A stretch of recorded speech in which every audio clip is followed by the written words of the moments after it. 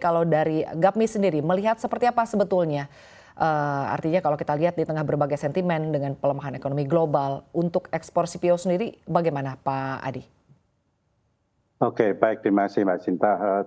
Memang kalau kita lihat sawit ini bukan hanya untuk minyak goreng aja orang yang tahu ya, tapi sebenarnya banyak sekali produk-produk turunan yang bisa dihasilkan dari minyak sawit ini, dan tentunya juga dipakai oleh industri hilir di makanan dan minuman, termasuk untuk kakao, untuk industri kakao, untuk minyak goreng dan lain sebagainya. Sebenarnya banyak sekali yang mengandung sawit, dan ini sudah kita lihat terjadi peningkatan ekspor kita di tahun 2022. Ekspor makanan minuman, produk makanan minuman kita di luar sawit ya, itu meningkat 18%.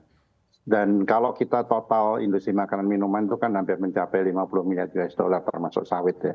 Sementara yang di luar sawit itu kira-kira total 11 miliar US dollar. Ini potensi menurut saya untuk penggunaan sawit baik untuk dalam negeri maupun untuk ekspor. Dan sebenarnya kalau kita lihat masih banyak sekali industri-industri yang bisa dikembangkan dari sawit ya. Salah satu yang kita sekarang sedang dorong misalnya untuk emulsifier. Itu juga hasil penelitian dari tim teman-teman di BPJS PKS ini sawit ya, ini juga cukup menarik.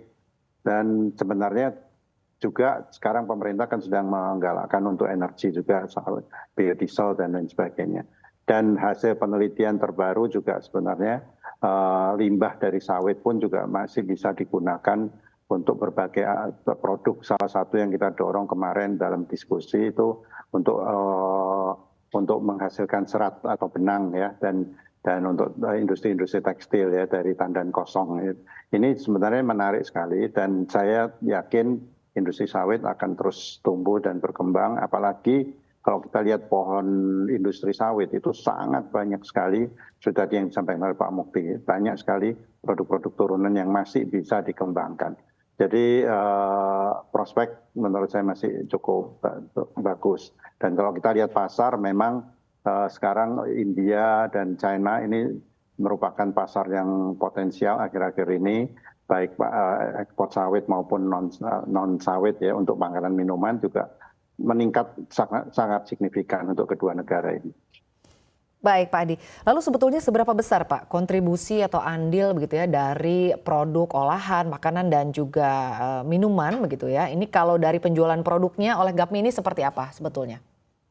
Ya, kalau kita total, karena sawit ini dimasukkan di dalam industri makanan dan minuman. Kalau kita lihat secara total sebenarnya ekspor semi proses dan proses food di luar sawit itu sekitar 20%.